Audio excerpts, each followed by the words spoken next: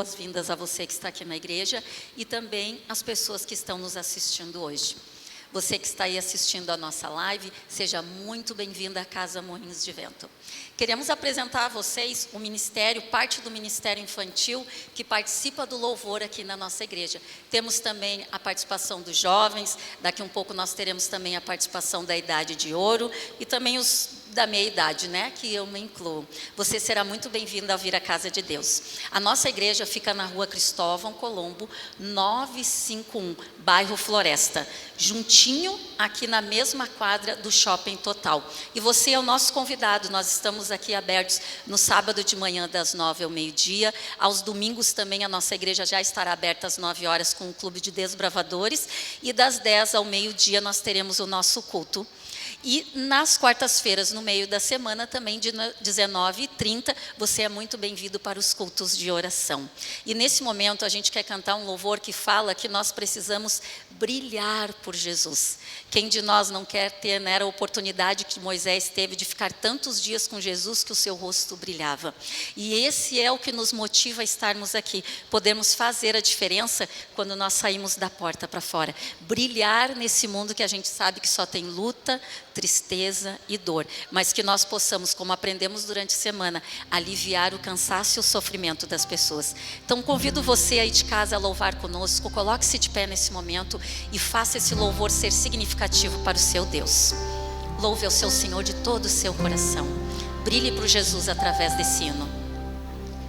Às vezes parece que ser um cristão não é fácil em meio à escuridão. Ainda mais se eu pensar que não é minha luz, mas a união com Deus que o brilho produz.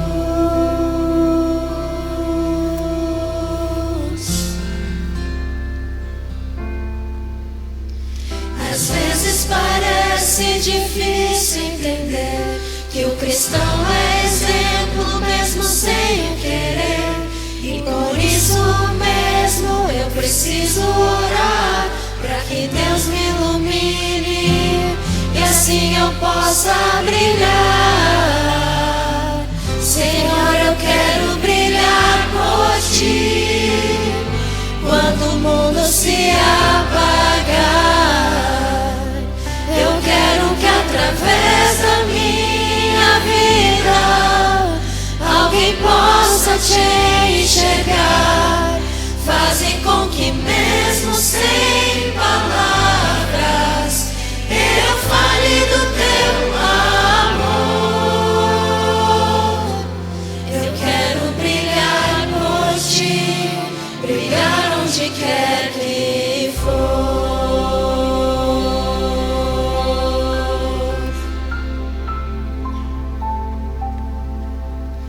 Às vezes eu temo que vou fracassar, pois eu sei que errei e continuo a errar. Mas se a minha luz parece extinguir-se, meu Deus me dá força para prosseguir.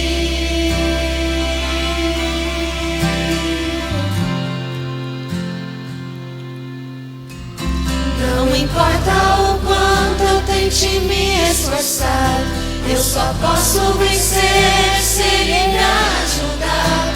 E é quando percebo meu esforço é vão, o que devo fazer é segurar Sua mão. Senhor, eu quero brilhar por Ti quando o mundo se apagar. Eu quero que através da minha vida alguém possa Te enxergar. Faze com que mesmo sem palavras eu fale do Teu amor. Eu quero brilhar por Ti, brilhar onde quer que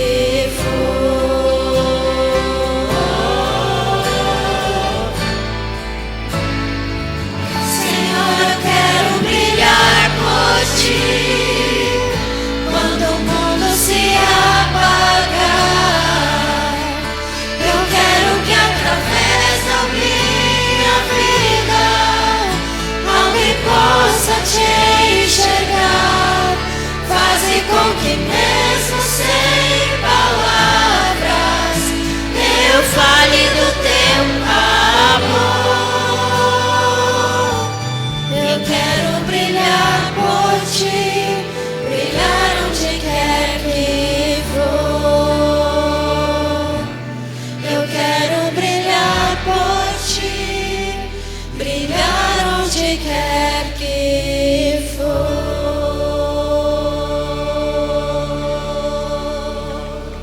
Feche seus olhos. Querido e bondoso Deus, aceita esse nosso louvor em forma de adoração a Ti, por tudo que Tu tem feito por nós. Quem sabe muitos de nós aqui passamos uma semana bem conturbada, mas eu sei que hoje Tu está nos dando a paz. O Teu sábado é maravilhoso porque nos ajuda a esquecer do mundo lá fora. O Teu sábado é maravilhoso porque nos lembra dias que nós passaremos em Tua presença na Canaã celestial. Senhor, coloca no coração daquele que sofre neste momento a Tua paz e que nada, Senhor, neste momento possa impedi-lo de Te adorar em verdade e em espírito. E que as mensagens aqui faladas, Senhor, possa entrar fundo no nosso coração, transformar o nosso caráter e um dia, Senhor, nós sermos eternamente gratos por estarmos contigo no céu. Em nome de Jesus te pedimos. Amém.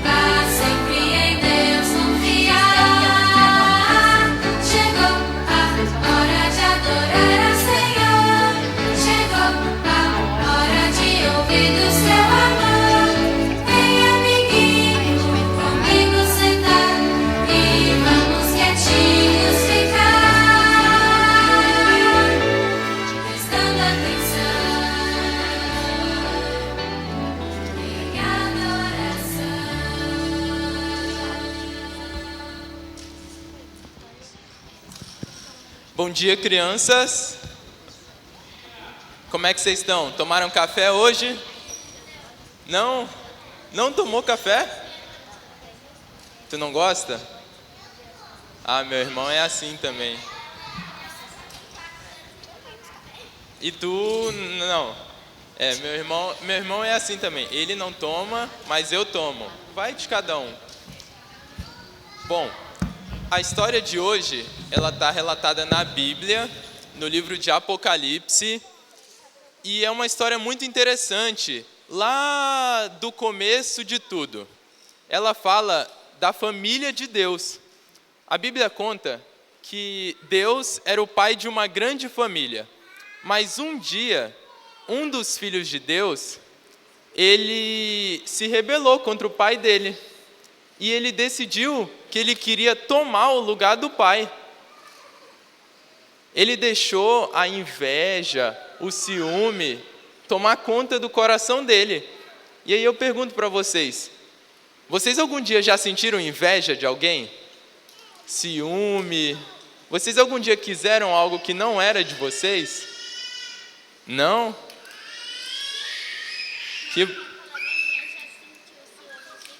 Ah, é? É feio, né? É uma coisa ruim. Mas um dos filhos de Deus teve esse mesmo sentimento. Ele quis tomar o lugar de Deus. E ele começou a espalhar mentiras a respeito do próprio pai. Exatamente por isso, a família de Deus, infelizmente, começou a brigar entre si. E esse filho rebelde teve que ser expulso de casa. O nome dele era Lúcifer. E hoje ele é o nosso grande inimigo. Ele tenta fazer a mesma coisa que ele fez no céu. Ele tenta fazer os filhos brigarem com os pais, os amigos brigarem com seus próprios amigos, os irmãos brigarem entre si. Lúcifer é a pessoa que gosta da confusão. E aqui dentro da igreja, nós aprendemos exatamente o contrário, que nós devemos viver em harmonia, que a gente tem que obedecer o papai, a gente tem que obedecer a mamãe, a gente tem que cuidar do nosso irmão, do nosso amigo, a gente tem que viver em união. Ao contrário de Lúcifer, a mensagem principal é que nós devemos pedir para que Deus tome conta do nosso coração, para que a gente não se rebele contra Ele e para que nós sejamos bons filhos para o nosso Pai que está no céu. Vamos orar? Orem comigo. Senhor Jesus, nós fazemos parte da Tua família e estamos felizes porque o Senhor é nosso Pai. Por favor, que sejamos bons filhos para o Senhor e que possamos viver em união com o papai, com a mamãe, com os nossos amigos, que o mal não possa tomar conta do nosso coração. Em nome de Jesus, amém.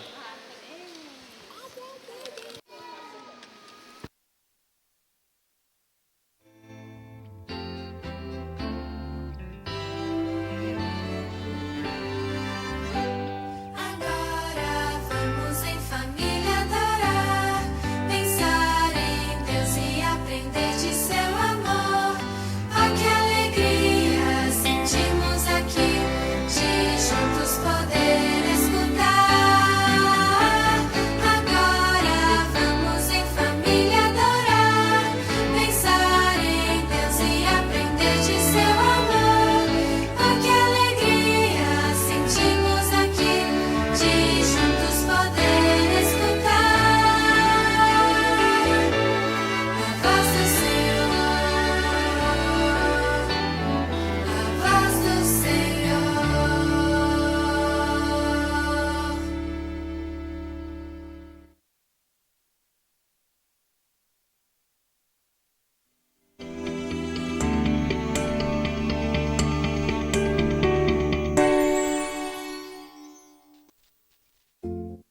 Bom dia, irmãos. Eita, agora funcionou. Bom dia, feliz sábado, seja muito bem-vindo à casa de Deus.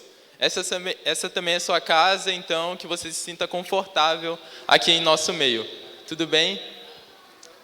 O texto que eu escolhi para que possamos meditar um pouco nesta manhã, ele está lá em 2 Crônicas, no capítulo 6.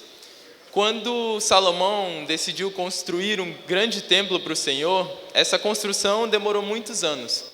Mas, quando ela foi concluída, Salomão reuniu o povo de Deus e fez uma oração. O verso 18 diz o seguinte: na verdade, habitaria Deus com os seres humanos na terra? Nem os céus e os céus dos céus podem te abrigar, muito menos este templo que eu construí. Mas aí Salomão pede: Senhor, atende a oração e a súplica do teu servo, para ouvires o clamor e o pedido de misericórdia que eu derramo diante de ti neste momento, que os teus olhos estejam voltados dia e noite para esta casa, para que ouças a oração que o teu servo e o teu povo fizer voltado a este lugar. Este templo, esta casa, é a casa na qual Deus se faz presente. E os olhos dele estão atentados para este lugar. E as orações e os pedidos e os agradecimentos e as súplicas feitas aqui são ouvidas pelo Pai que cuida de nós. O convite desta manhã é para que você venha e apresente diante de Deus aquilo que toma conta do seu coração. Quem sabe seja um sentimento de agradecimento por algo bom que aconteceu esta semana. Quem sabe seja uma súplica por uma situação difícil que você, um familiar, um amigo tem passado. De qualquer forma, que apresentemos o nosso coração perante o Pai que está nos céus.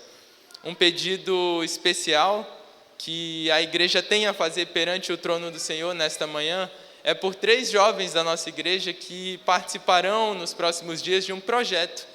O projeto chamado Os 300 de Gideão, e nós também vamos orar por eles nesta manhã. Os jovens são a Yasmin, o Eric e o Rafael. E nós estamos muito felizes porque esta igreja incentiva os jovens a estarem mais perto de Deus. O nosso pedido é para que o nosso coração seja transformado e principalmente que esses meninos encontrem Jesus através desse projeto da igreja. Este é um momento de oração e que nós possamos pedir juntos a bênção do Espírito Santo sobre a nossa vida, sobre a nossa casa e sobre esses meninos que estarão participando desse projeto nessa manhã. Ora comigo?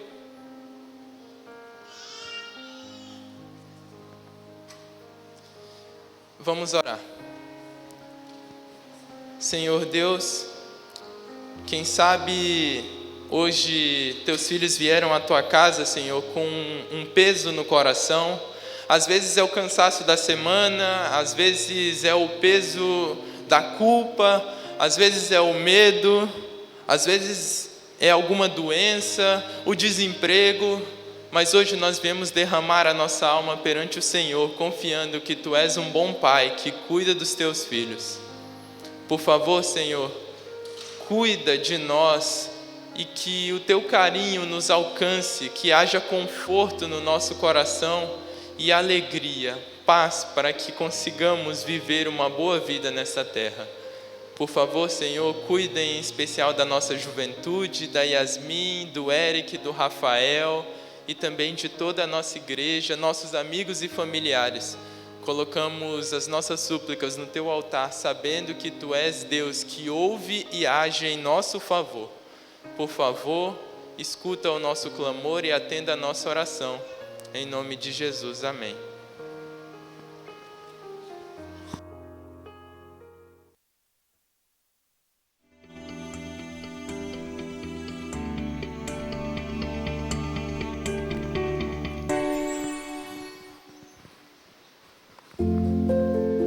Provai e vede, histórias de fé e fidelidade. História de hoje, o relógio de Deus. Nós já atuávamos na docência. Eu, há 7 anos, já atuava como professora aqui na Faculdade Adventista da Bahia. Tinha muito interesse de continuar os estudos, mas a gente sempre encontrou muita dificuldade em conseguir achar um programa de mestrado que pudesse adequar à nossa realidade. E nesse tempo era muito difícil fazer mestrado, mas já era uma exigência. Todos aqueles que queríamos ter uma vida acadêmica, sabíamos que não bastava mais a especialidade como inicialmente era solicitado. E ali pelo ano de 2011, nós conseguimos a oportunidade de um programa de mestrado, que normalmente oferecia suas aulas nos dias de sexta e sábado, mas naquele ano em especial, aquele programa de mestrado resolveu trabalhar com aulas apenas nos dias de sexta-feira. O problema surgiu no segundo semestre do mestrado. Nós recebemos o calendário com todos os módulos que estaríamos estudando e, para nossa grande preocupação, um módulo pequeno, curto, ocorreria em novembro e seria sexta depois do pôr do sol. Nós fomos a nossa coordenadora do programa, dialogamos com toda a equipe, tentando encontrar soluções, mas nenhuma das soluções eram possíveis, viáveis. O professor tinha uma agenda de trabalho muito difícil e ele só conseguiria se adequar a aulas na sexta-feira se essa aula ocorresse no período do pôr do sol. E ali a nossa decepção, mas ao mesmo tempo a nossa esperança de acreditar que Deus proveria, mas sabendo que tínhamos uma situação muito difícil para gerir. E aí surgiu a pergunta, e agora o quê? Não tínhamos nenhum questionamento de se isso seria uma possibilidade de estudar, de forma nenhuma. Confesso que o coração se apertou, porque já tinha sido tão difícil entrar em um mestrado, que a possibilidade de não poder terminá-lo, claro que o coração fica, preocupado. Mas a gente tinha plena convicção de que a nossa fé não ia mudar, a gente não iria fazer a disciplina ao sábado, mesmo que a gente não tivesse uma outra opção, mas nós decidimos entregar ao Senhor, confiar que Ele daria uma providência. E no mês de outubro, já um mês antes do início das aulas, depois de já termos tentado por diversas vezes vários caminhos e nada ser possível, nós estávamos ali e de repente vimos a notícia nos celulares de que na Bahia o governo do estado tinha decretado que naquele ano em específico nós estaríamos aderindo ao horário de verão na Bahia. Sendo assim, no ano de 2011, o estado entra no horário de verão e essa aula que seria depois do pôr do sol ficou antes do pôr do sol. Nunca mais. Depois dessa data, a Bahia teve novamente o horário de verão. Nós estávamos muito seguras de que, independente do desfecho, nós seguiríamos com a nossa fidelidade a Deus. Mas a alegria de experimentar um milagre, assim como Deus fez com Josué no passado, que pediu que o sol parasse, e para nós o sol parou. E nós pudemos experimentar a alegria de vivermos um milagre mesmo em nossos tempos. Os planos da alegria de poder participar algo com colegas.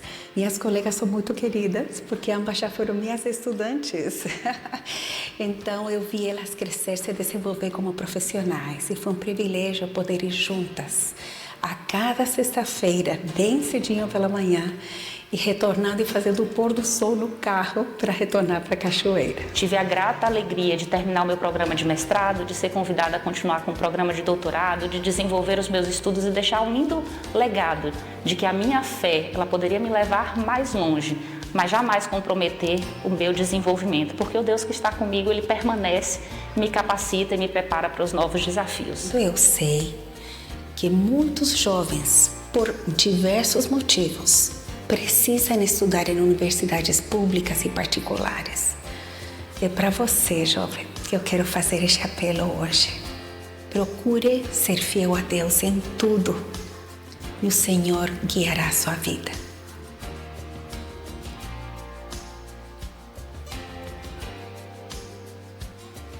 Agora chegou a hora de adorarmos juntos, através dos dízimos e ofertas.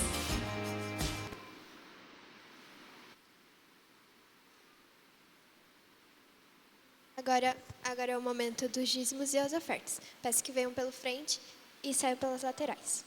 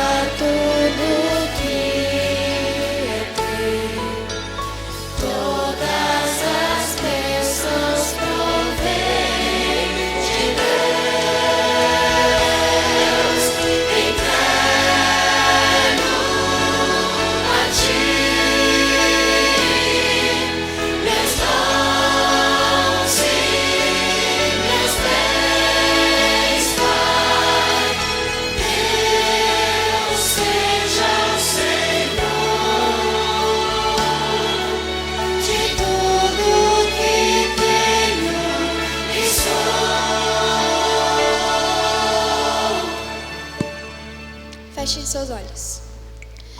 Querido Deus, muito obrigada por mais esse dia, por mais essa bênção de estarmos presentes na tua casa. Peço em especial pelos dízimos e as ofertas. Em nome de Jesus, amém.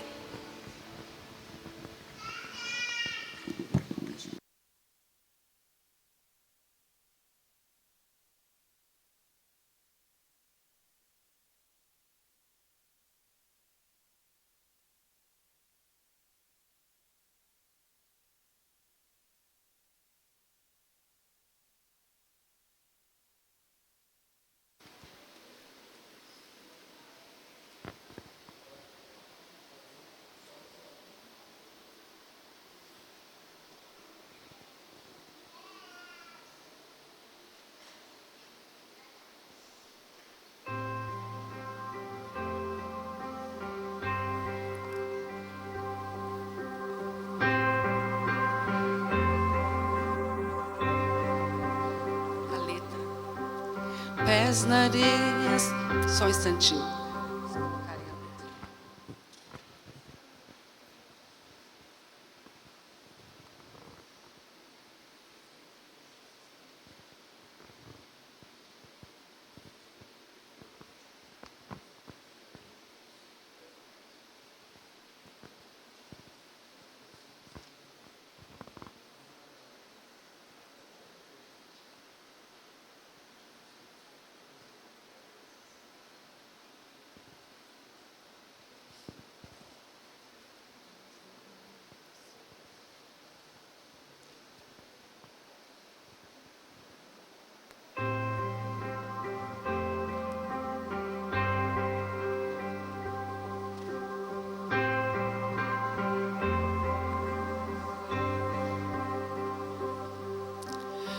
pés na areia, sinto em mim o vento.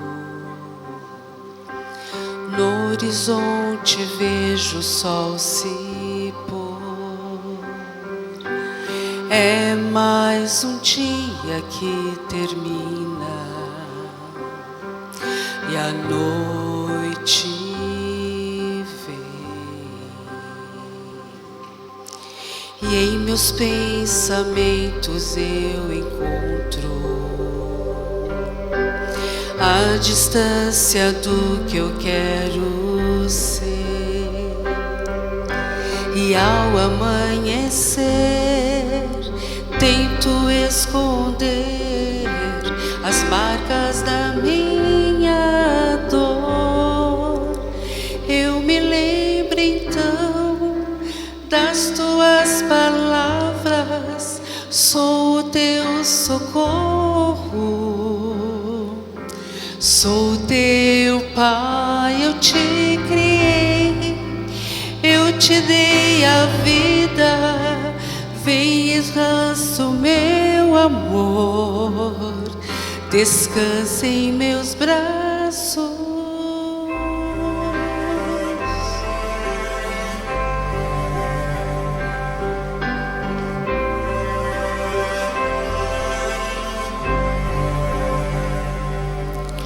O rumo da estrada é incerto.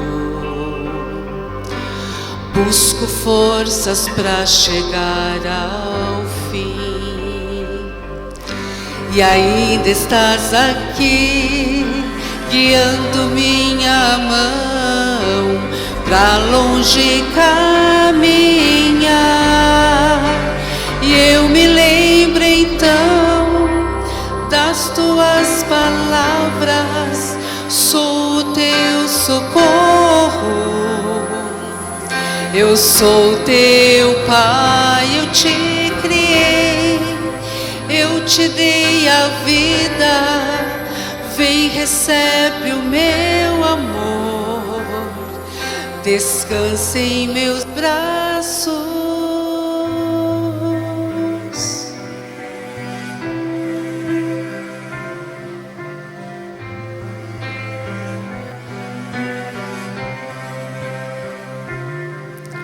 O dia vai chegar e a noite vai passar, eu confiarei.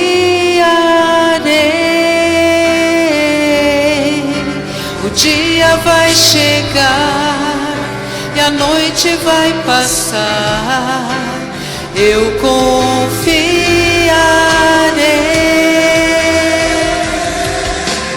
Eu me lembro então das tuas palavras, sou o teu socorro, sou o teu pai, eu te criei, eu te dei a vida. Vem, recebe o meu amor, descansa em meus braços. E a noite vai passar, eu confiarei.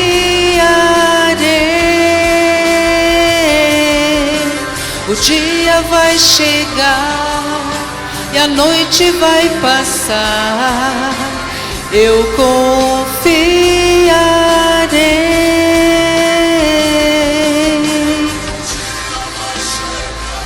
E a noite vai passar, eu confiarei.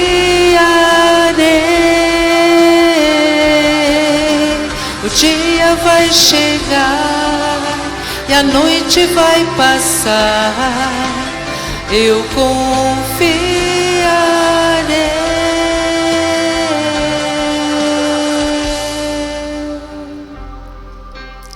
Eu confiarei.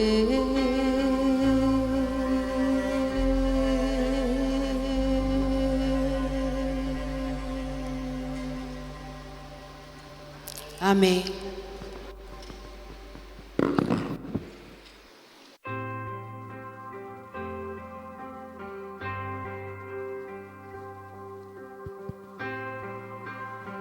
Bom sábado a todos. Que Deus abençoe a cada um de nós no seu dia, né? Hoje nós vamos tratar de um assunto que é bastante delicado, eu diria, embora muito claro, muito explícito na palavra de Deus, é cercado de preconceitos. E esse fato faz com que evitemos de falar. Muitos não gostam de tocar nesse assunto. E coube a mim aqui trazê-lo para a nossa reflexão hoje. Mas antes de iniciarmos essa reflexão, vamos orar, assim como nós estamos. Bondoso e eterno Deus, iremos tratar hoje de um assunto, Senhor, que Tu entendes ser importante, que impacta demais a nossa salvação. Por isso nós apelamos para que Teu Santo Espírito nos dê sabedoria para colocar as palavras certas da maneira certa. E que todos nós possamos, Senhor, entender e sairmos daqui sabendo que os preconceitos têm que ser retirados, porque o que está em jogo é a nossa salvação. Guarda-nos e protege-nos hoje e sempre, em nome de Jesus é que te pedimos. Amém. Muitos talvez não ouviram falar ou não entendem exatamente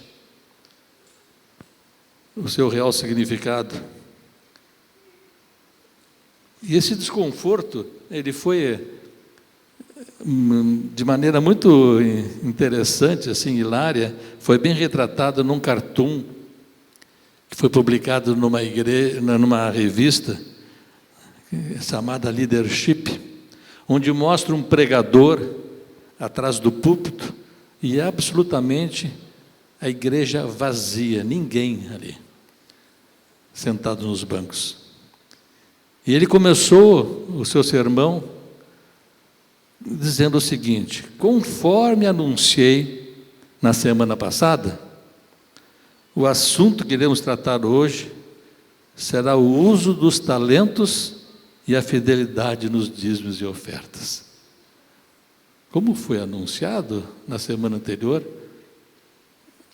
não havia ninguém. O assunto que nós iremos tratar hoje, para a nossa reflexão, é mordomia. A gente ouve muito falar de mordomia, mas talvez nós não entendamos claramente o que é. Embora na palavra de Deus está muito clara, está muito explícito tudo que fala sobre mordomia. E o que irei tratar aqui, trazer para os irmãos, né?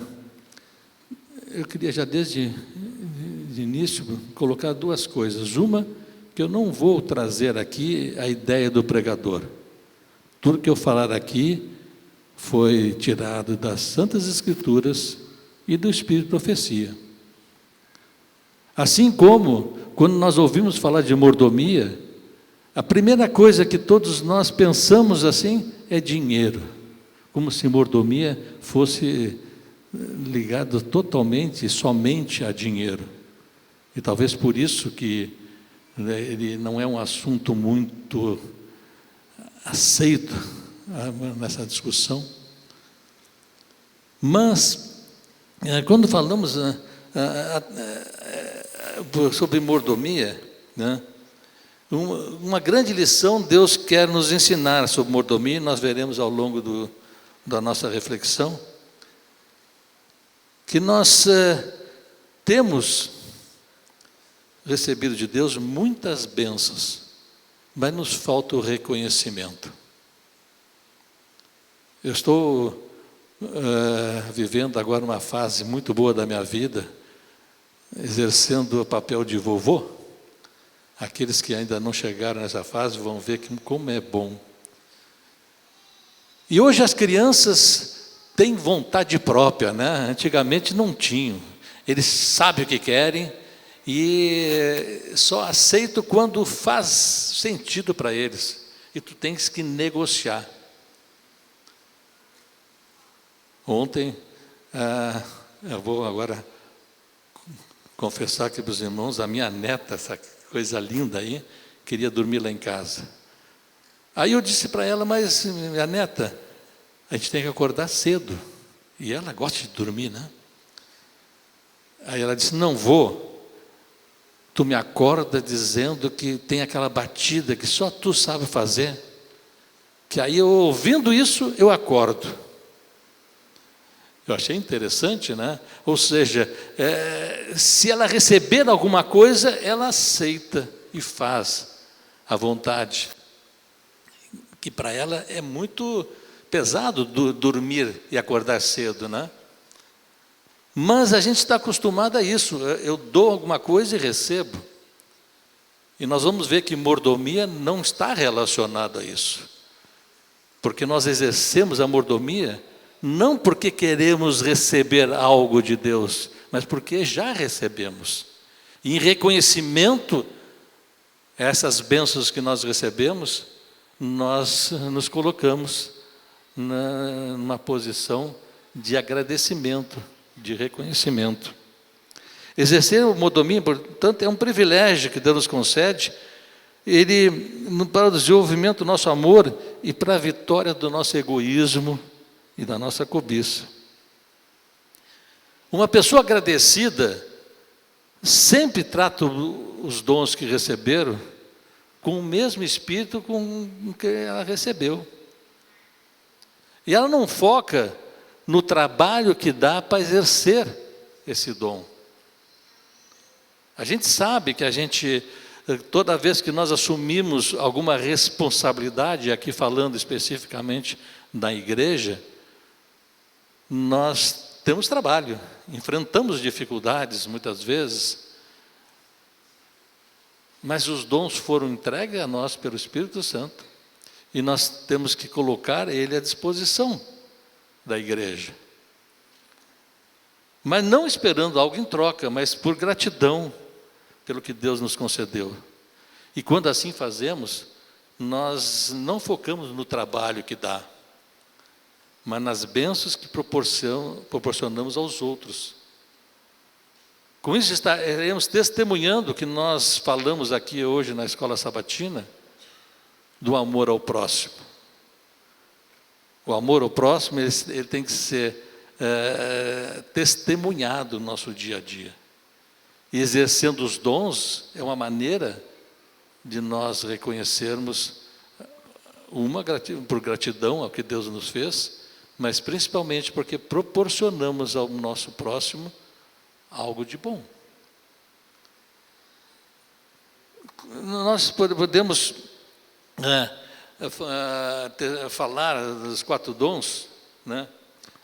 Das 4 T's da mordomia, que tudo se resume nesses 4, que todos nós conhecemos. Eu estou só rememorando aqui, né? Na Bíblia temos o termo mordomo, se refere a um oficial que administra ou mesmo controla os negócios de uma casa, né? E nós somos, pela palavra de Deus, nós somos os mordomos de Deus aqui na terra.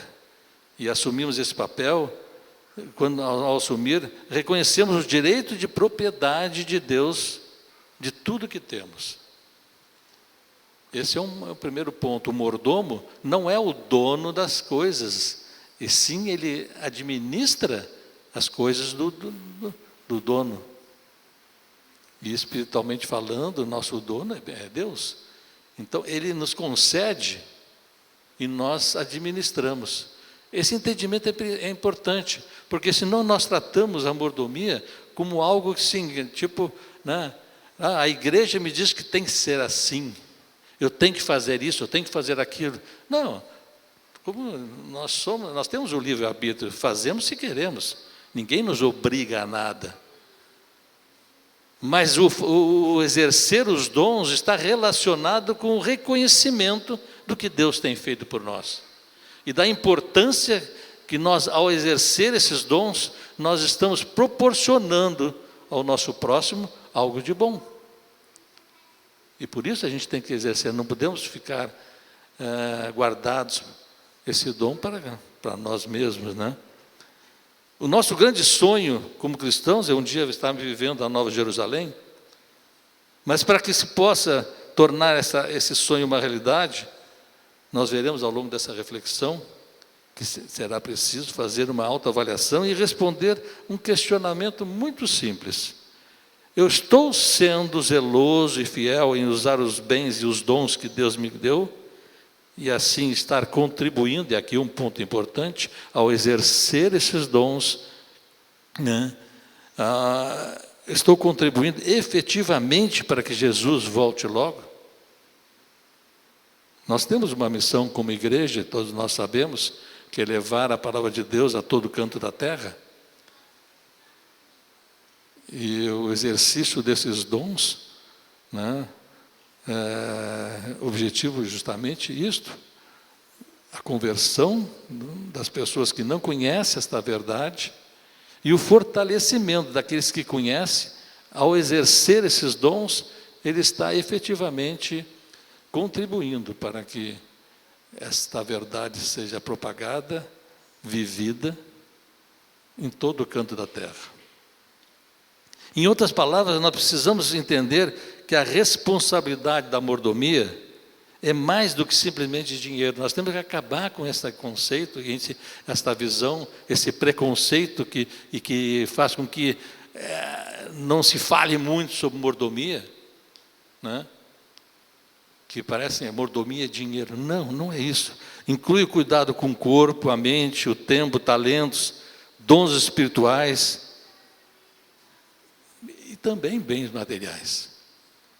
Mas é todo um contexto, o exercício da mordomia tem todo esse envolvimento, né? Nós poderíamos resumir tudo que dissemos nos já conhecidos 4 T's da mordomia, como eu falei.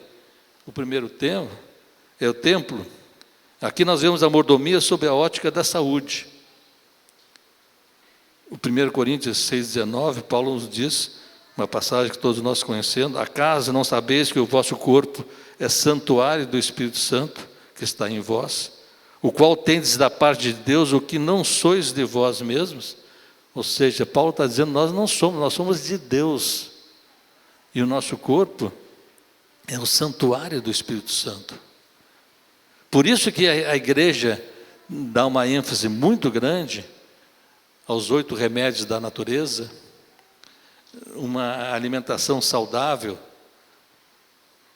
Isso está relacionado com o quê? Com a mente mais esclarecida, mais ativa. Nós temos mais facilidade de entendermos o que o Espírito Santo quer nos passar. Quando nós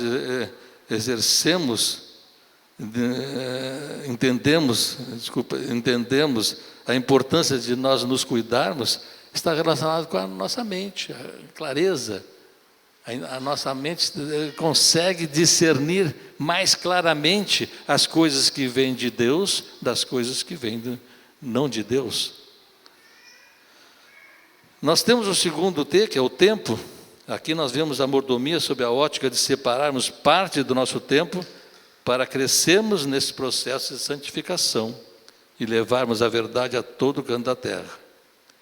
Deus poderia ter escolhido os anjos para levar essa mensagem, mas Ele escolheu a nós. Essa é a nossa missão. Então nós temos que dedicar um tempo para que nós possamos crescer nesse processo de santificação, porque tem aquele ditado popular, eu não dou o que eu não tenho. Se eu não dedicar tempo a Deus, eu não vou estar fortalecido espiritualmente. E como eu vou levar uma mensagem que nem eu mesmo estou convencido muitas vezes? A quem interessa se nós falharmos, se nós não dedicarmos tempo e não crescermos então no conhecimento de Deus? A quem interessa isso? Certamente não é a Deus. Existe um provérbio que diz, cuidado com os vossos pensamentos, porque eles é que geram as ações. Então, se nós não dedicarmos tempo em ter essa comunhão com Deus, o que nós estaremos colocando na nossa mente é as coisas do dia a dia. Eu não estou dizendo que as coisas do dia a dia precisam ser totalmente deixadas de lado. Não, faz parte, nós vivemos, né? É como eu brinco, as pessoas falam que os do mundo, como se nós fôssemos, né, marcianos. Não somos marcianos, nós somos terrestres, terráqueos, né? Mas o que nós colocamos na nossa mente, aquilo que, segundo Salomão, o sábio Salomão disse, nós agimos de acordo com o que está na nossa mente. Então, se nós não dedicarmos tempo para Deus, nós vamos alimentar a nossa mente com coisas que a sociedade está nos colocando. E nós sabemos, e nesse momento estamos vivendo mais do que nunca, cada vez a gente percebe de maneira muito clara e inequívoca que a sociedade está migrando para valores, princípios totalmente diferentes do que estão nas Santas Escrituras. E se nós estivermos alimentando a nossa mente ouvindo novela, por exemplo, né? E eu não estou querendo fazer aqui nenhuma apologia, dar uma de muito conservador e tal, condenar. Não, é um fato. Nós vamos alimentar a nossa mente com coisas cujos princípios ali inseridos, cujas mensagens que estão tentando nos passar, não estão em conformidade com o que Deus quer de nós. E nós vamos agir assim. Eu tive uma experiência na família. A minha mãe tem assim, ela é muito, tem assim, como é que eu vou dizer, ela é bem convertida, embora não seja adventista, mas ela é muito fiel aos seus princípios. E ela cuidou de uma neta, porque o meu irmão mais moço, ele faleceu cedo, e ela que cuidou e criou essa neta. Dentro dos conceitos, dos valores que ela tinha como uma cristã, né? E em determinado momento, né, essa neta se namorou de algum rapaz e acabou tendo um relacionamento com ele, sem oficializar um casamento. Isso para ela era uma coisa muito grave, porque ali estava caracterizado biblicamente como um adultério. E ela, apesar dos seus conceitos fortes, ela disse para mim: pois é, meu filho, mas hoje todo mundo faz. Hoje é normal, o que eu posso fazer? Não posso contrariar. E o que fez ela mudar a visão dela? Não é porque os valores, os princípios dela mudaram. É porque ela está convivendo com a sociedade, com os valores da sociedade, e aquilo está tão normal, que aquilo deixa de assustar, deixa de ser visto como um pecado aos olhos de Deus, porque aos olhos da sociedade isso é normal. E assim nós agimos. Quando nós não dedicamos tempo, nós acabamos nos esquecendo das coisas de Deus, das vontades de Deus, e começamos a viver de acordo com os valores que nos são colocados. E o mais interessante é que nós temos uma característica que, como eu dizia antigamente, né, não gostamos de pagar mico, né? Então, quando todo mundo faz, e eu quero ser diferente, eu me sinto mal. Então, facilmente eu cedo. Por quê? Porque eu não quero ser visto como uma pessoa diferente. E mais, ainda vem com aquelas classificações que tu és um crente, como se crente fosse algo pejorativo, né? Crente é quem crê, né? Então tu acaba não exercendo os teus valores, porque a sociedade que está te bombardeando no dia a dia tem muito mais competência no seu marketing do que as coisas de Deus. Então é importantíssimo que nós dediquemos um tempo para ler a Bíblia, para não nos esquecermos desses valores. Muitas vezes eu fui tentado a fazer coisas que eu sabia que Deus não aprovava. Mas eu fiquei sabendo disso depois que eu conheci a verdade. Antes, tenho acreditado, eu era feliz e não sabia, né? Muita coisa que Deus não aprova, eu não tinha isto como regra, como mandamento, e vivia feliz assim. E quando alguém vinha dizer algo que contrariava aquela minha tendência, né? Eu dizia, esses malucos aí, esses crentes fanáticos, e desqualificava o mensageiro. Quando, na verdade, eu não me dava conta que eu estava desqualificando não o mensageiro, mas a Deus que colocou na sua palavra esses princípios. Nós temos o terceiro T, que é o talentos. Deus nos concede dons. A pergunta que fica sempre para nós é: eu estou usando as minhas habilidades para a causa de Deus? Uma coisa é certa, e Pedro deixou o conselho muito claro: Deus condena a indolência. 1 Pedro, no capítulo 4, diz: sejam bons administradores dos diferentes dons que receberam de Deus, que cada um use o seu próprio dom para o bem dos outros. Percebe o conselho que Pedro nos deu? Nós devemos usar os nossos dons para o bem dos outros. Não é para o nosso engrandecimento, não é para nós nos sentirmos, né, melhores ou piores, não é isto. O fato é o seguinte: recebemos os dons e nós temos que reconhecer que, se nós nos omitirmos no uso desses dons, nós estamos guardando um tesouro conosco e não estamos ajudando o próximo a entender essa mesma verdade. Uma pessoa agradecida sempre trata o dom com o mesmo espírito, como eu disse, que esse dom foi confiado. Como é que nós estamos testemunhando ao nosso próximo? Estamos exercendo os nossos dons?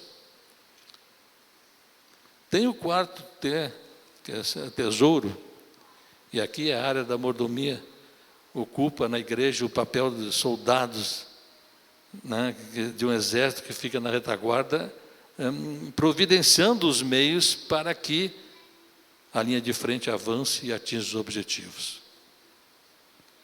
Esse é o ponto mais complicado, porque e Jesus tratou isso em várias passagens aí. E nos disse que o maior dos males é o amor ao dinheiro, né? E por causa dele muitos se desviam da fé. E a gente tende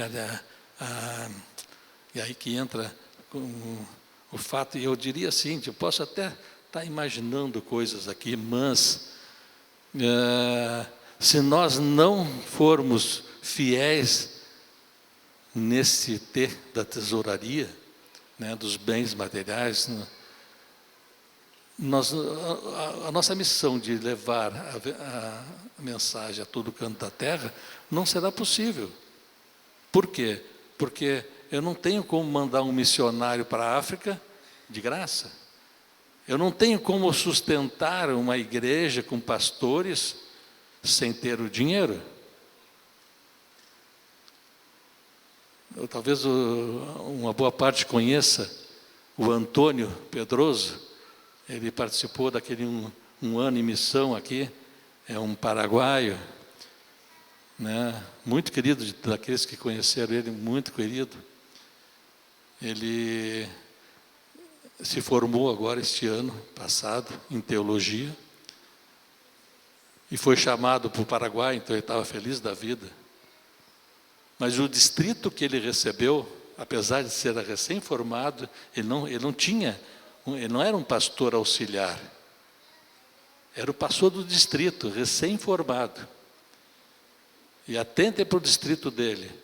Uma igreja está a 32 quilômetros da sede, outra está a 65 quilômetros.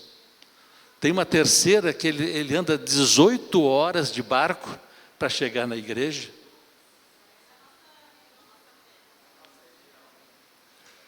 Veja, mas por quê? Porque a igreja quer economizar em números de pastores? Não, porque a Associação Paraguaia, lá, tem apenas 2.500 pessoas que são dizimistas fiéis. Ela não tem, ela tem que ser sustentada pela união, pela divisão lá, pela Associação Geral.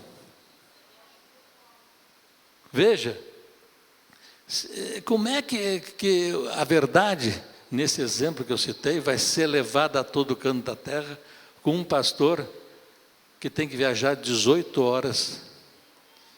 Ele esteve lá na semana retrasada,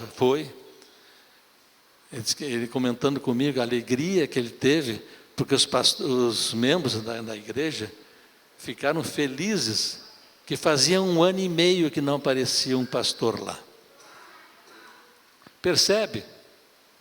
Então, quando eu estou devolvendo o meu dízimo, eu não estou pagando um imposto, eu não estou fazendo uma obrigação, eu estou contribuindo para que a igreja tenha condições de cumprir com a sua missão. E nós sabemos que essa mensagem vai ser levada a todo canto da terra, e então virá o fim. Nós estamos vendo os sinais, que Jesus está muito próximo de voltar, porque os sinais estão lá colocados na sua palavra, estão acontecendo numa quantidade, numa intensidade que inequívoca, ninguém pode negar. Só que não são só os sinais que existem esse lado que Jesus colocou, que primeiro essa verdade vai ser propagada a todo canto da terra. Então, quanto mais longe ficar dessa missão ser cumprida, de levar essa mensagem, mais nós estamos, em outras palavras, empurrando a volta de Cristo. É interessante isso.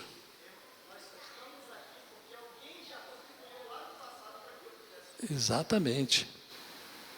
Olha o que diz no Conselho sobre Mordomia, na página 45, L.O.S. nos diz o seguinte: se nós formos fiéis em levar para o seu tesouro os meios que lhes foram emprestados, veja bem, sua obra terá rápido progresso, muitas almas serão ganhas para a verdade, e o dia da vinda de Cristo será apressado. Isso diz tudo. Então, se eu não entendo bem esse contexto todo, devolver o dízimo para mim é um peso. Se eu entender que é através desses dízimos que a igreja consegue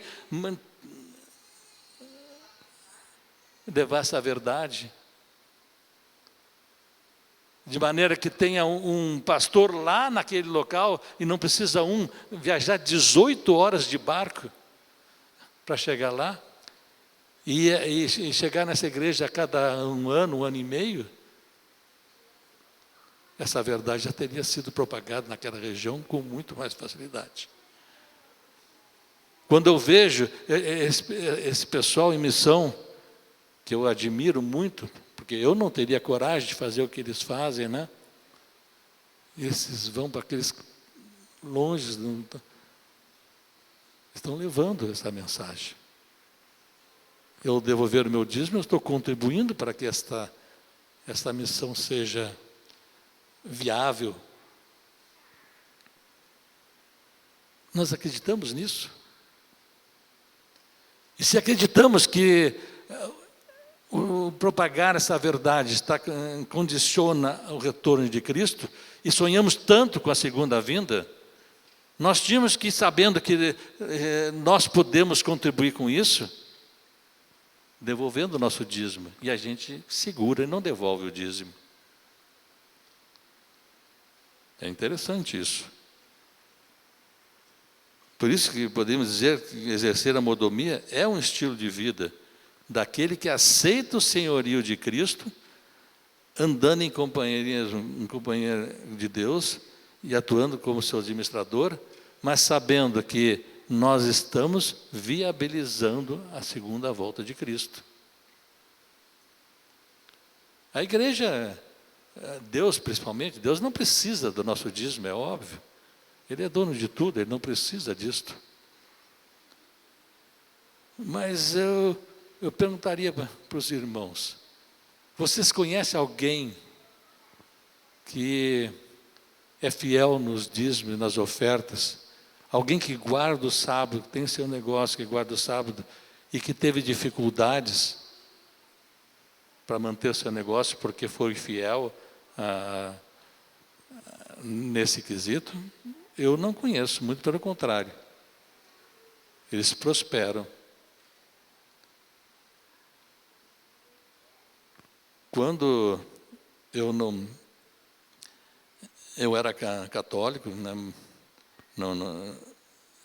lá eu devolvia o meu dízimo, né, chamava de dízimo, mas o meu dízimo era equivalente a 2% da minha renda. Quando eu comecei a olhar o que a Bíblia me pedia, o que Jesus, o que Deus me dizia a respeito desse item, a primeira coisa que eu pensei assim, 10%? Estão malucos. E aí eu pensava nessas igrejas evangélicas, e por isso é muito difícil lidar com esse assunto, porque esse assunto logo vem à nossa mente, é inevitável. Essas denominações que usam o dízimo fora do contexto bíblico, e é para enriquecer os pastores. Então é inevitável que eu confesso para os irmãos que a primeira coisa que eu pensei, até porque o padre lá, que era meu orientador, estava contente comigo com a entrega dos 2%. E aí quando vieram falando 10%, eu disse, ó, viu? São essas igrejas evangélicas aí que... Mas eu não tinha como. E aí lendo aquele, nem todo aquele que diz Senhor, Senhor, entrará no reino dos céus, somente o que faz a vontade de Deus. Eu me vi na obrigação, mas então eu tenho que mudar a maneira de pensar. Aí fiz um desafio para mim mesmo. Na empresa que eu trabalhava, quando eu entrava de férias, eu recebia o salário do mês, eu recebia um salário do mês seguinte, já antecipado, e recebiam, por dissídio, tinha um salário de férias. Era aquela festa, eu recebia 3 salários no mês. Não que eu ganhasse muito, mas era razoável, também pouco não era. Né? Eu era engenheiro da Petrobras, então eu tinha uma renda que para mim era muito boa, né? Ainda mais para quem saiu de Pelotas, que lá era frentista, agora era engenheiro da Petrobras. Então, né, eu estava me sentindo o cara, né? 3 salários, eu disse, então eu vou fazer um teste comigo. Eu vou começar devolvendo os 10% no mês das férias. Porque aí assim, ou eu desistia de vez, ou eu vencia aquele medo, aquele receio, né? E eu disse, não, eu vou em frente. E naquele mês eu comecei a devolver os 10%. E mesmo entendendo que eu estava fazendo o certo, eu não contava para minha esposa. Não contava. Por quê? Porque aquela dúvida, né? E vinha na cabeça, e aí o inimigo vem, mas para aí, tu tem isso, tem aquilo, deixa de ser bobo e tal. Não, isso aqui, não, né? E eu queria ter, vamos dizer, a alternativa de desistir. E nós tínhamos, até hoje nós temos uma contabilidade única.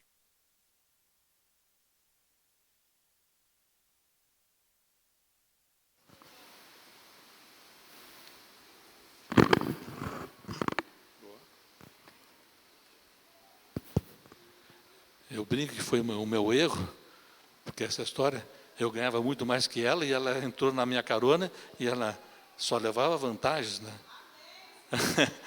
Mas só que, o que acontecia? Nós tínhamos a contabilidade única, e naquele tempo era muito, ali assim, né? Não sobrava quase nada, e eu comecei a devolver os 10% do dízimo. Não disse para ela, porque se ela souber, aí para voltar atrás, aí eu ia ser difícil, então eu não queria que ela soubesse. O que eu fiz? Comecei, mas não disse. Chegava no final do mês, ela me dizia, pô, mas eu não sei, eu não gastei nada, está faltando. Porque o meu dízimo, 10% impactava realmente no fluxo de caixa, né? Mas eu não gastei nada, é só o essencial, como é que o dinheiro não dava? Até que depois, quando bom, agora estou convencido que realmente eu sobrevivi com os 10%, e pelo contrário, todas as vezes que eu tinha um aperto, sempre, meus irmãos, e eu não sou melhor que ninguém, mas sempre Deus providenciou algo. Sempre. Aí eu pude entender que Deus abençoa e que aquela passagem de Malaquias não é uma teoria, é uma prática, é uma realidade. Fazei-me prova e ver se eu não vou te encher de bênçãos.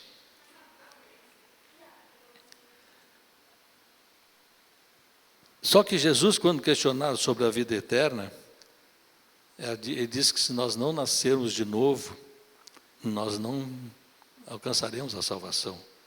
Precisamos ser novas criaturas, deixando para trás o velho homem e assumindo integralmente a vontade de Deus.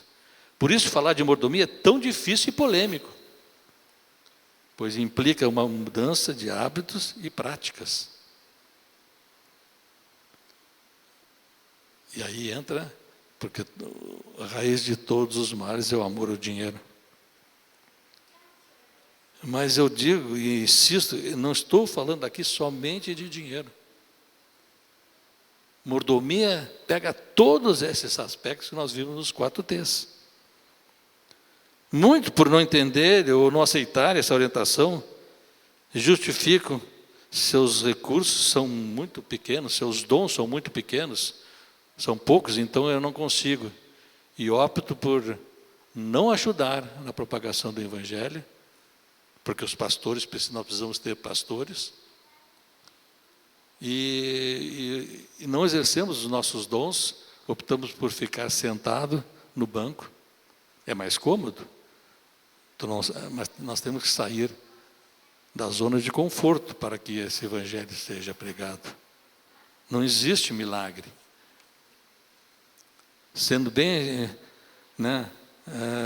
bem objetivo, o amor ao dinheiro que dificulta.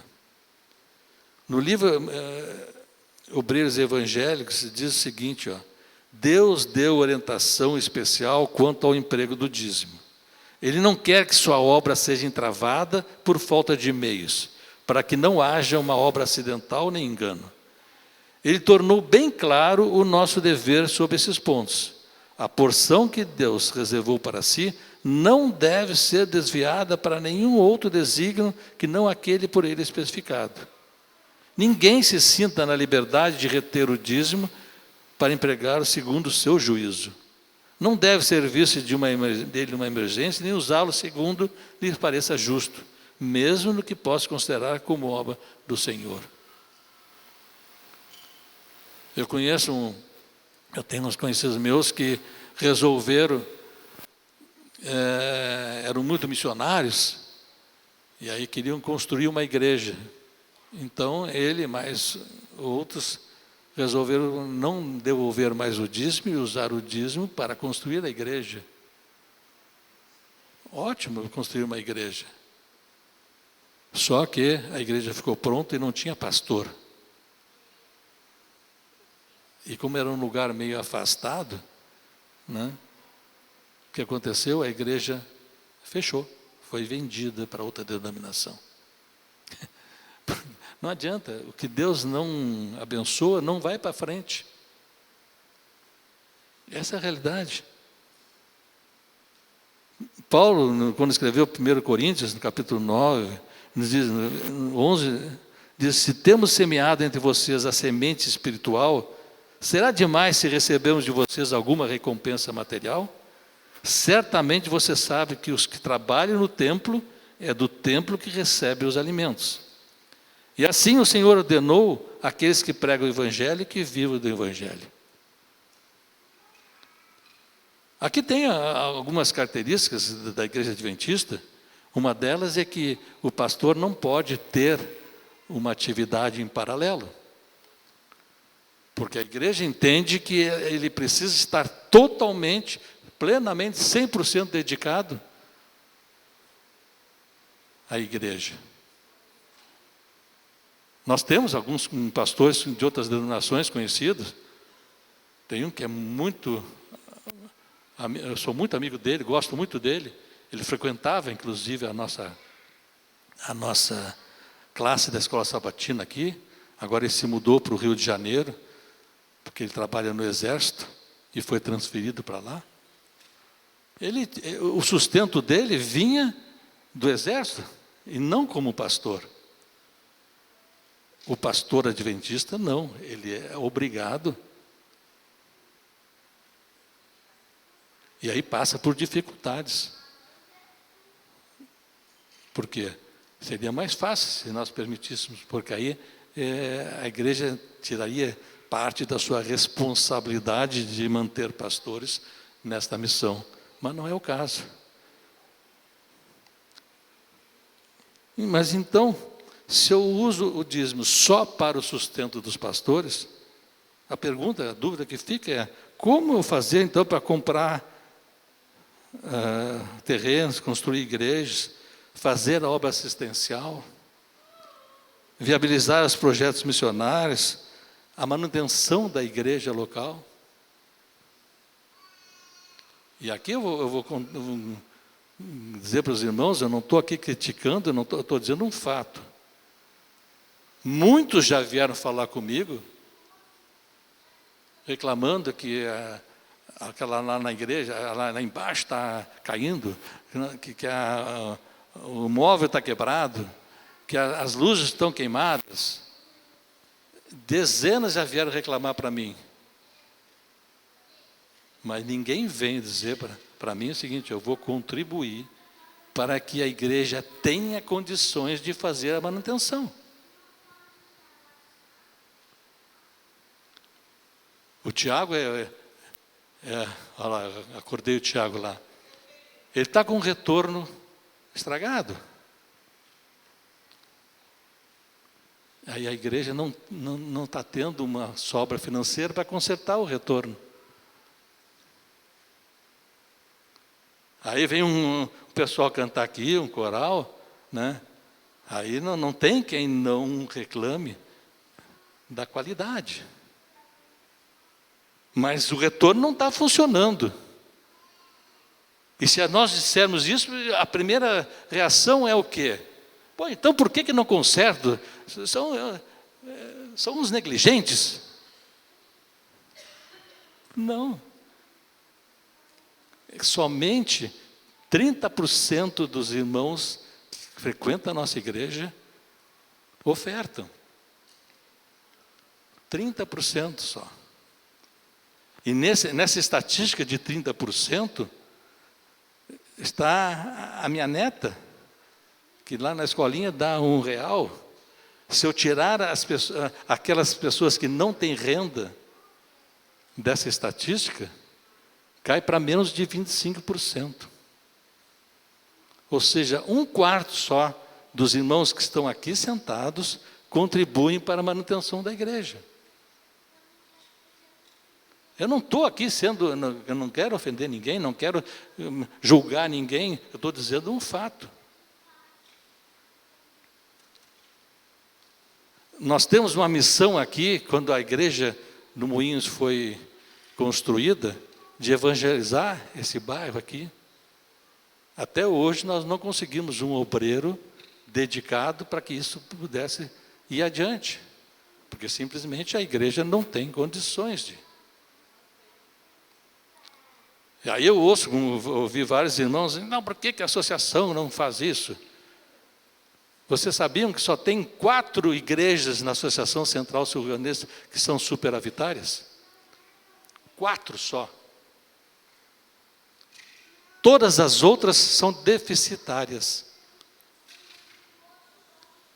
Então a associação tem que arrecadar dinheiro das que estão superavitárias para ajudar aquelas, porque senão não teria nem pastor nessas igrejas. Estão entendendo aí a realidade que nós estamos vivendo? E quem é que pode? Não tem alternativa. Não tem alternativa. A responsabilidade é nossa, queiramos ou não, gostemos ou não, a realidade é nossa. Ellen White também, inspirada por Deus, ele nos diz o seguinte, que a nossa fidelidade só terá valor também se os motivos que nos levou a sermos fiéis forem corretos. No livro Atos dos Apóstolos, na página 342, ele diz o seguinte, assim ensinou Cristo que o valor da oferta é estimado não pela quantidade, mas pela proporção em que é dada e pelos motivos que animaram o doador. Lembre-se da moeda da viúva, né? Então não existe isso aí, que nem eu brinco, que nem hoje um esposo não tem mais, depois que inventaram o 1,99, não tem mais desculpa para não dar um presentinho para a esposa. Concordo? Porque tem presentinhos de 1,99. O importante é a ação, é a iniciativa, é o reconhecimento. Claro que se a sua esposa não ajuda em nada, tu não quer dar presente, mas Deus sempre nos ajuda, sempre nos protege, sempre está conosco. Então, maridos, existe 1,99 hoje.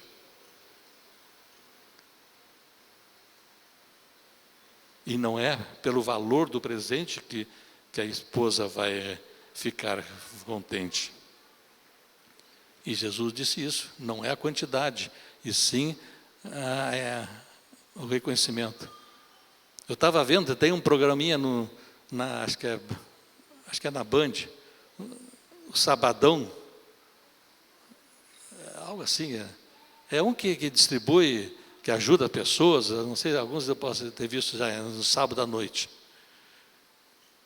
Então eles vendem lá 1,95, uma coisa assim. Aí ele chega lá e distribui carros importados, distribui casas, faz tudo assim. Aí tu fica pensando, poxa, mas como é que ele, vendendo lá não sei como é que eu vou chamar, lá o título dele, por 1,99, que é 1,95, ele consegue distribuir tanta coisa assim. Consegue, porque a soma de pequenas coisas dão o todo. E diferente da igreja adventista, ela é muito transparente também.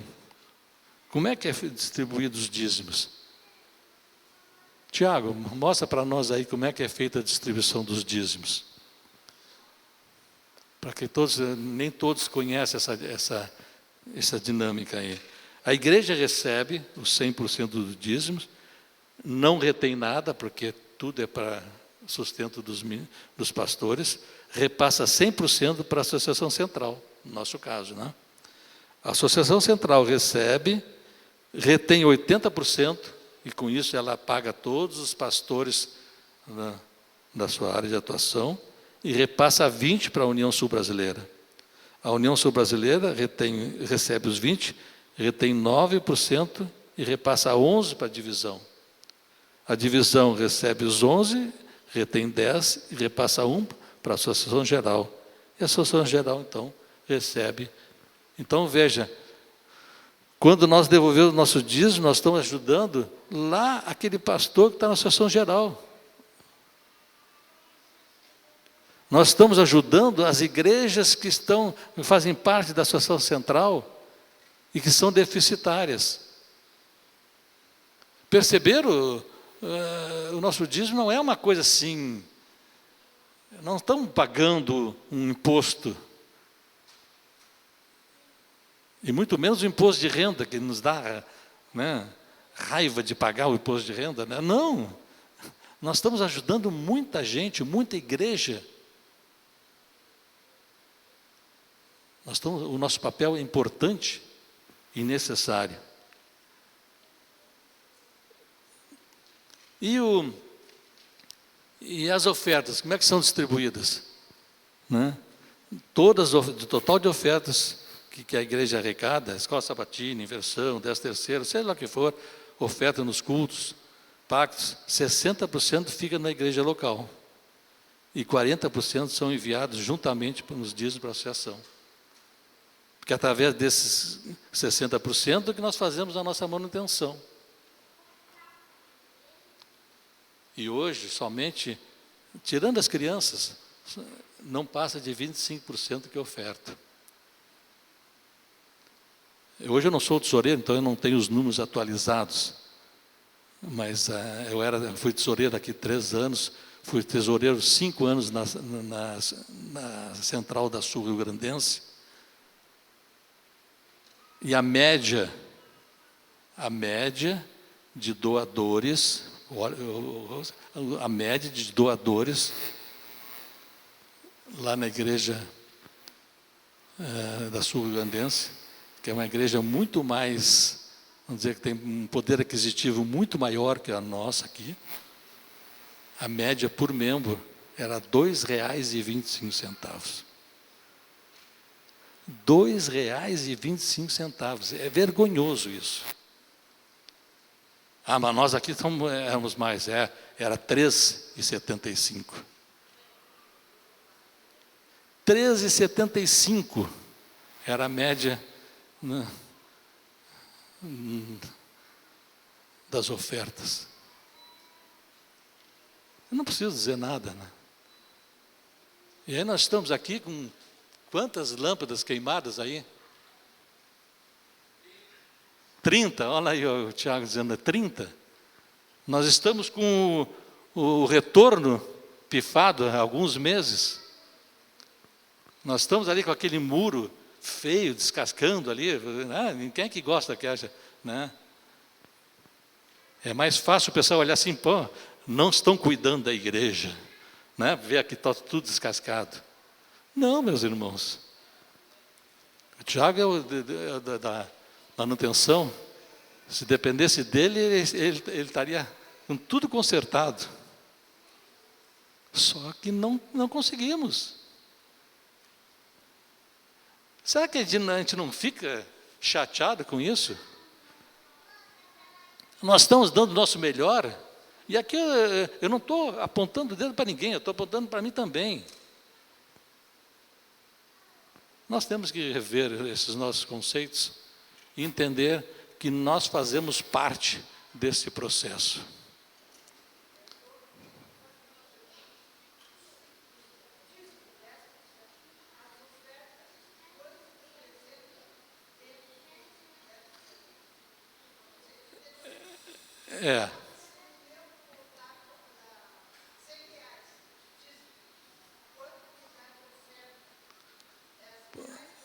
Não.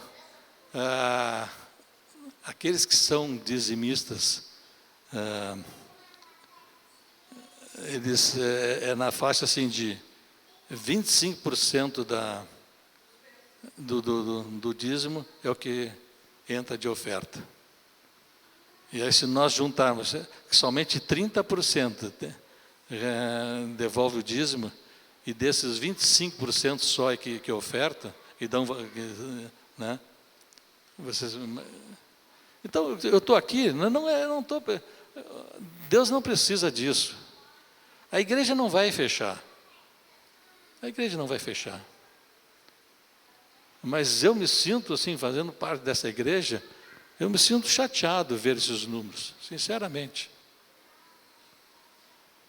É tão ruim ver esses números como quando a gente olha lá o CRM da nossa igreja, e somente 27% é que leem a Bíblia regularmente.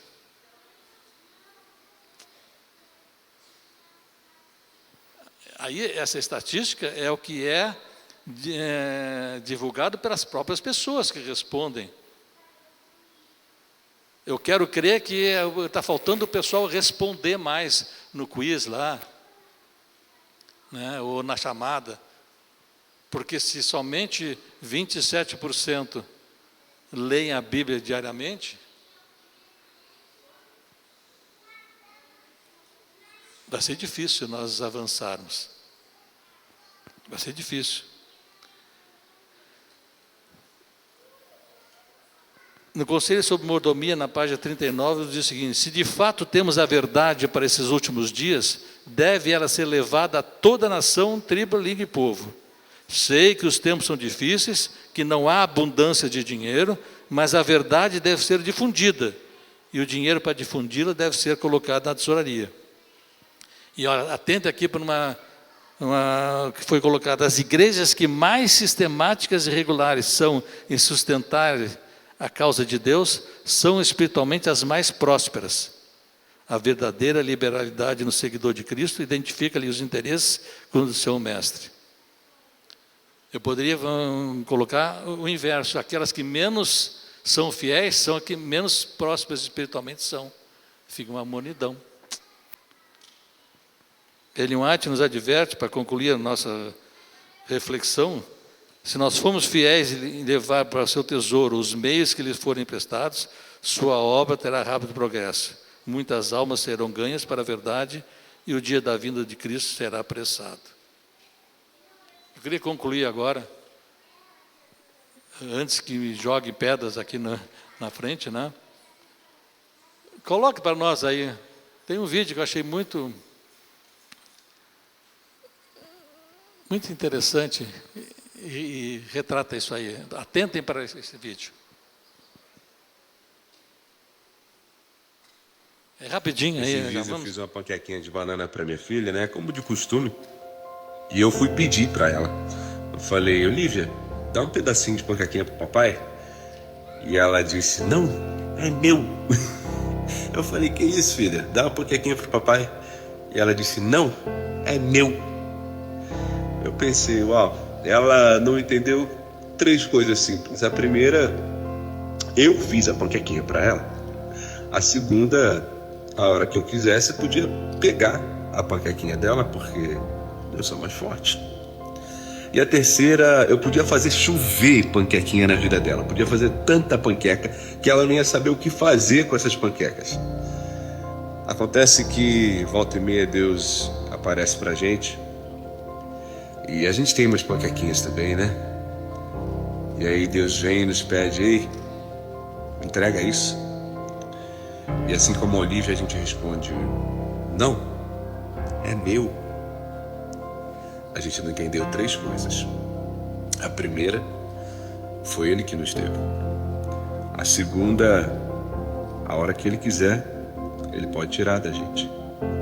E a terceira, Ele pode fazer chover tanta panquequinha na nossa vida, tantas bênçãos, que a gente não saberia onde estocá-las. O que é que Deus tem te pedido para entregar, que você ainda não entendeu, que você precisa fazer isso? Ou às vezes até entendeu e só não quer, né? Esse vídeo nunca foi sobre panqueca. Esses dias eu fiz uma... Achei muito legal esse vídeo. Ilustra muito bem o que nós tentamos aqui conversar. Eu convidaria agora a irmã para cantar o hino final aí, e após nós vamos orar então.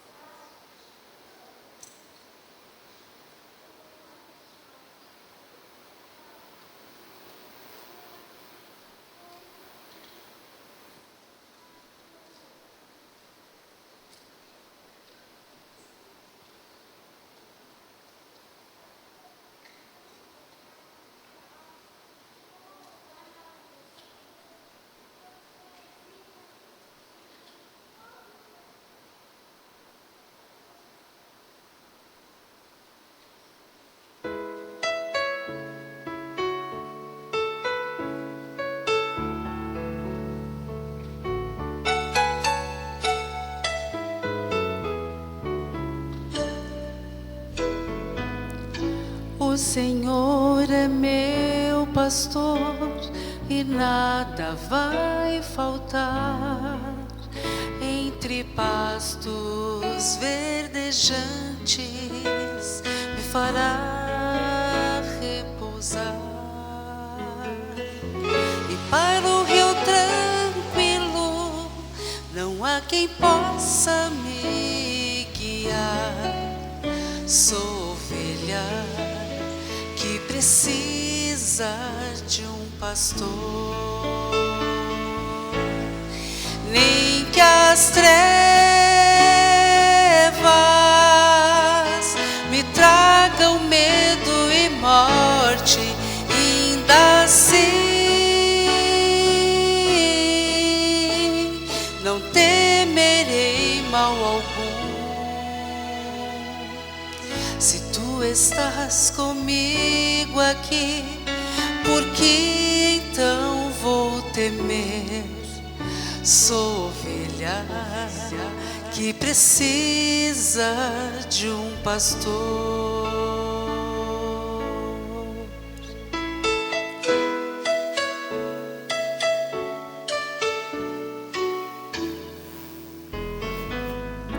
A bondade e a justiça ao meu lado estão, e se eu seguir ao meu pastor em sincera devoção, habitarei para sempre nos ternos braços do Senhor. Sou ovelha que precisa de um pastor. Nem que as trevas me tragam medo e morte, ainda assim não temerei mal algum. Se tu estás comigo aqui, por que então vou temer? Sou ovelha que precisa de um pastor. Sou ovelha que precisa de um pastor.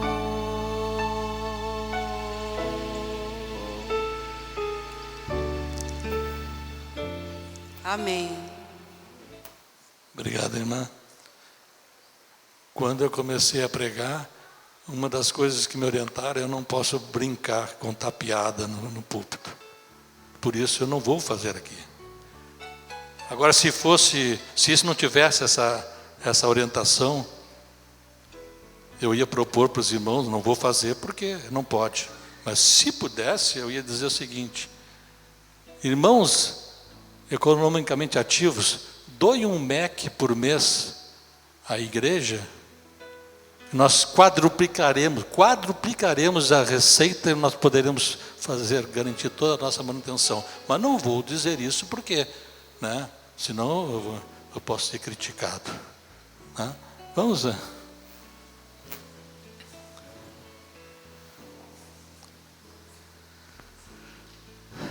Amado Deus, esse é um assunto delicado, é um assunto que mexe muito com muitas pessoas, mas nós queremos, Senhor, que Jesus volte logo. E se eu não posso estar na frente de batalha, eu posso contribuir para que os soldados que estejam na frente possam vencer esta guerra do mal. Nós precisamos, Senhor, ter essa esperança que Cristo está próximo de voltar. Ajuda-nos, Senhor. E que possamos entender esse assunto e refletir, cada um na sua maneira, no seu tempo. Mas, Senhor, ajuda-nos. Dá-nos sabedoria para entendermos a Tua vontade e a importância de que nós fazemos parte dessa igreja e somos responsáveis por ela também, Senhor. Não podemos perder esta guerra. A igreja do Moinhos não vai perder esta guerra. Ajuda-nos, motiva-nos, é o que eu te peço. E agradeço desde já, em nome de Jesus. Amém.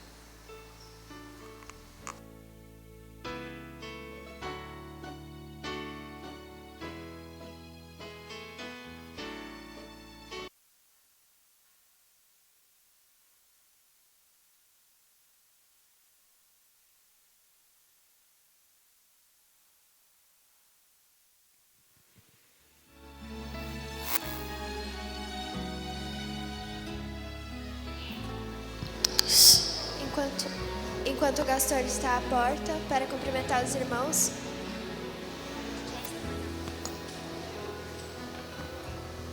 os diáconos estarão organizando a saída. Juntos vamos louvar.